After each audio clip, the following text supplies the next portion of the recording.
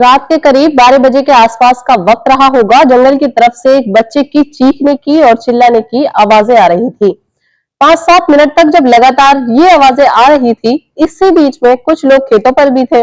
जो किसान खेत पर अपने फसलों की रखवाली कर रहे थे, आवारी पशुओं से जानवरों से अपने खेतों की रखवाली कर रहे थे। तभी एक किसान ने दूसरे किसान से कहा कि क्या तुम्हें किसी बच्चे की आवाज आ रही है, जैसे चीखने की आवाज आ रही है क्या? तो दूसरा किसान कहता है कि आवाज तो आ रही है। तभी पहला किसान कहता है कि चलो चलकर देख लेते हैं कि आखिरकार बात क्या है, परेशानी क्या है। जैसे ही दूसरे किसान ने कहा कि ठीक है, चलते हैं, देखते हैं, दोनों किसान हिम्मत जुटाकर करीब 15 से 20 मिनट के बाद जब अपनी जगह से उठते हैं और उधर जाने की कोशिश करते हैं, तो वो आवाज तो बंद हो जाती है बच्चे की, लेकिन इसी बीच में कुछ अजीब तरह की आवाजें आ रही थी। उन आवाजों को सुनने के बाद दोनों किसानों ने फैसला लिया कि हम वहां नहीं जाते, शायद कोई ना कोई छलावा है, वहां कोई ना कोई भूत होगा। जब इस तरह की बातें हुई तो एक दूसरे से बातचीत करते करे उन्होंने कहा कि शायद कुछ भी हो सकता है, लेकिन हमें वहां नहीं जाना चाहिए। हो सकता है हमें वहां जानबूझकर बुलाया जा रहा हो। दोनों किसान वहां से वापस आ जाते हैं, वो आवाजें शांत हो जाती हैं। शांत होने के बाद जब इन आवाजों का रहस्य खुलकर सामने आता है, तो दोनों किसान हैरान हो जाते हैं। जब पुलिस को ये कहानी बताते हैं, तो पुलिस खुद हैरान थी। काश उन दोनों किसानों ने हिम्मत जुटाकर वहां जाने की कोशिश की होती, तो जो वो अपराध हो रहा था, शायद वो अपराध नहीं होता और ये कहानी कभी नहीं बनती। आदाब, नमस्कार, सत श्री अकाल, अस्सलाम वालेकुम। मैं साजिया। आज की जो सच्ची घटना मैं आपको सुनाने जा रही हूँ, ये सच्ची घटना है झारखंड प्रदेश का एक जिला है पलामू। पलामू का ही एक थाना लगता है हुसैनाबाद। दरअसल हुसैनाबाद क्षेत्र का एक गांव लगता है। 12-13 नवंबर 2024 की रात लगभग 2 बजे के आसपास का वक्त रहा होगा। उसके घर पर कोई आया, मनोज के घर पर। दरवाजा कोई बार बार खटखटाता है। मनोज उस वक्त गहरी नींद में सोया हुआ था। अचानक मनोज की आंख खुल जाती है, लेकिन लाइट नहीं थी, बाहर भी अंधेरा था, अंदर भी अंधेरा था। जब बार बार आवाज आती है, जब खटखटाया जाता है उसका दरवाजा बार बार, जब उस खटखटाहट की तरफ मनोज बढ़ता है, जब दरवाजा खटखटाया जा रहा था, तो मोबाइल की टॉर्च जलाता है। वो सामने देखता है कि एक भूत जैसी हालत में कोई व्यक्ति था, कोई ऐसी चीज थी जिसको देखकर वो थोड़ा घबरा जाता है, सहम जाता है।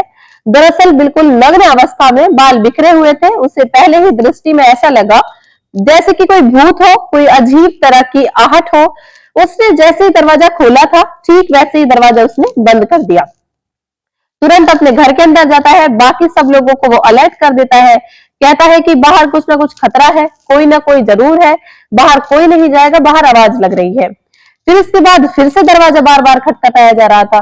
जब बार बार दरवाजा खटखटाया जा रहा था, तो उसने जब शीशे में झांक कर देखा, तो कोई ऐसी महिला जैसी जो बिल्कुल नग्न अवस्था में थी, जिसके शरीर पर एक भी कपड़ा नहीं था, उसे देखकर वो जोर जोर से चीखने लगता है। अपने ही घर के अंदर जब मनोज ने जोर जोर से चीखना चिल्लाना शुरू किया, न केवल उसके घर के बल्कि आसपास के जितने भी लोग होते हैं वो जाग जाते हैं और अपने अपने घरों से कोई टॉर्च लाता है, कोई मोबाइल की बैटरी लाता है। कुछ इस तरह से रोशनी लेकर के जब अपने अपने घरों से लोग आते हैं, तो देखते हैं कि वहां पर एक वो महिला है जिसके शरीर पर एक भी कपड़ा नहीं है, जो नग्न अवस्था में है। जब वो ये सब देखते हैं, तो उन्होंने सड़क पर उस महिला को जब नग्न अवस्था में देखा, उसके बाल बिल्कुल पूरी तरह से बिखरे हुए थे, चेहरा उसका उसके बालों में ढका हुआ था। ये सब जब वो देखते हैं तो थोड़ा घबरा जाते के बाद लोगों ने उसकी तरफ को उसे आवाज लगाई, कौन हो, उसके बारे में पूछा, तो पता चला कि वो तो पास की ही रहने वाली अनीता देवी है। लेकिन अनीता देवी के कपड़े उसके शरीर पर नहीं थे, वो बिल्कुल नग्न अवस्था में थी, उसके बाल बिखरे हुए थे, उसका चेहरा जो था वो छुपा हुआ था। बाकी और महिलाएं जब पास पहुंचती हैं, उसके चेहरे को भी ठीक करा जाता है, साथ ही उसका जो नग्न शरीर होता है उस पर कपड़ा डाला जाता है। उसकी जो सास घर में मौजूद होती है, सास को सूचना दी जाती है कि तुम्हारी बहू यहाँ पर कुछ इस तरह की हालत में है और मनोज के घर पर आकर कुछ इस तरह के उसने हरकत की है। जैसे सास आती है, सास आने के बाद अपनी बहू को देखती है, वहां देखने के बाद वो उससे समझाने की कोशिश करती है, उससे पूछती है कि तुम्हारी बेटी कहाँ है। उसकी 1.5 साल की बेटी थी, जो आज सुबह 11 बजे से घर से गायब थी, माँ भी और बेटी भी। अपनी उस बेटी के बारे में पूछा जाता है तो वो कहती है, मेरी सिद्धि को तुमने खराब कर दिया। अगर सिद्धि ठीक होती तो शायद मैं अपनी बेटी को जिंदा कर लेती। जैसे ही गांव के लोगों ने ये बात सुनी, गांव के सभी ये सुनकर सन्न रह जाते हैं। पैरों में लोगों के जमीन खिसक जाती है, सोचने पर मजबूर हो जाते हैं कि आखिरकार ये क्या कह रही है।